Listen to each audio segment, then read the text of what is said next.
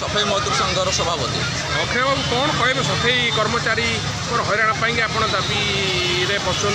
दीर्घ दिन है आम एक डिमांड देलु कंट्राक्टर मानक म्युनिसिपालिटी कमिशनर को जनइलु लेबर कमिशनर को जनइलु पूजा पार्वण दिन आसिक पहुँचला अलिया आवर्जन कम करुवा माँ भौणी मान किसी बोनस पैका किंतु आज पर्यटन कौन प्रकार आलोचना है ना तेणुक बाध्य होकर राजरास्ता को ओह्लैु। सर गोटे जिन हूँ सफाई कर्मचारी माने जो बीएमसी अच्छी जदि सुंदर जदि अच्छी ही मुख्य निश्चित भाव में आपण मैंने देखिथे भुवनेश्वर सारा ओडिशा रे भारत में जो कोविड विषय चली से समय सफाई कर्मचारी मैंने जीवन खातिर नक भुवनेश्वर स्वच्छ रखी प्रत्येक दिन मैंने अलिया आवर्जना कम करद्वारा काफी समय मृत्यु मुखर से पड़ुं किंतु से कौन